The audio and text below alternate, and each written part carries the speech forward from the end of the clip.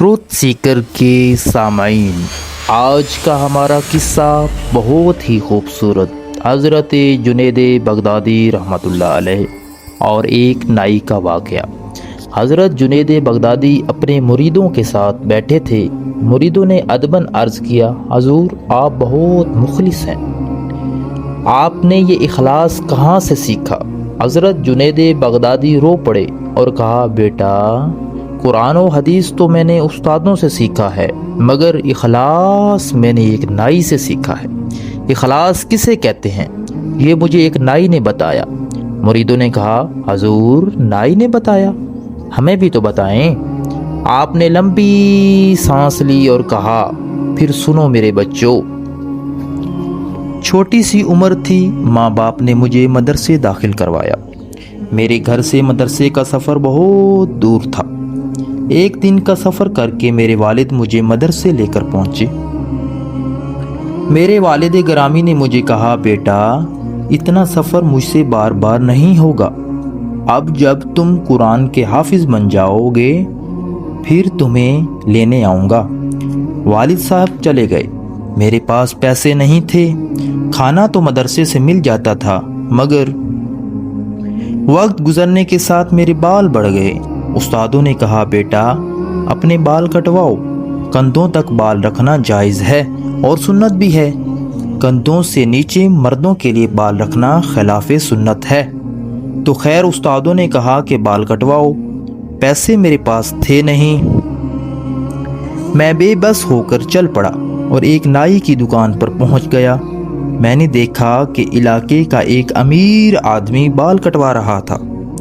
मैं खामोशी से दरवाजे पर खड़ा हो गया, क्योंकि गरीब आदमी को बात करने से पहले 1000 बार सोचना पड़ता है। जेब भारी हो तो बुरी बातें भी लोगों को अच्छी लगती हैं।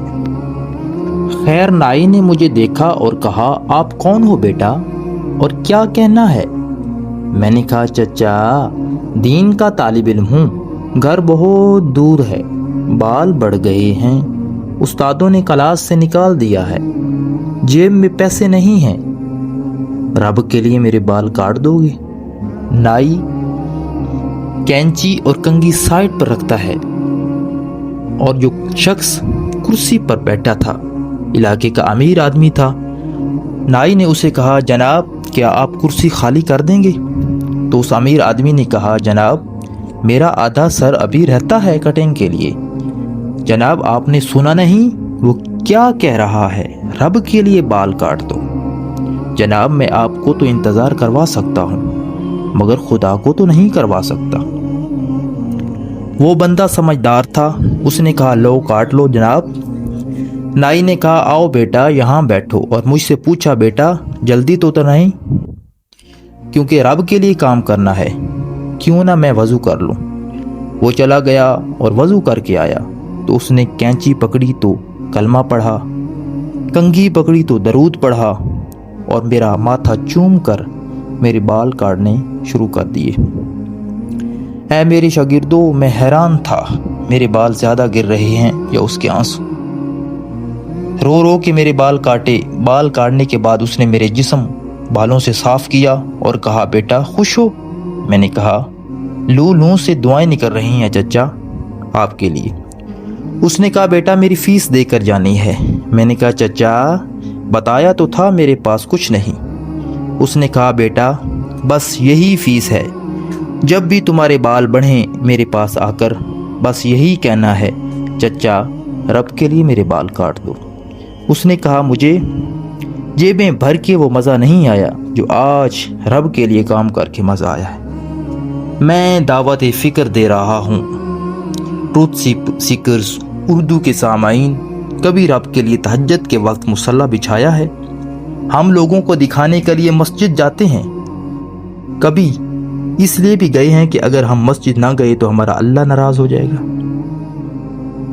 तो बस मेरे बच्चों, इसी चीज़ को इखलास कहते हैं। हमें जो नेक काम भी करो खालिस अल्लाह और उसके रसूल के लिए करो।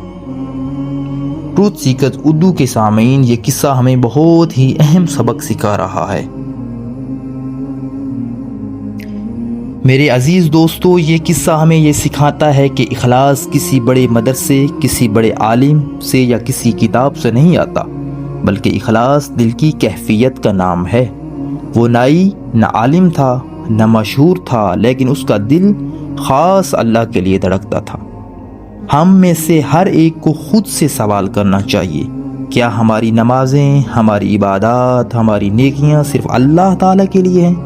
اگر آپ واقعی کامیاب ہونا چاہتے ہیں تو چھپ کر نیکی کریں، دل سے دعا کریں اور ہر کام میں اللہ تعالیٰ کی رضا شامل کریں۔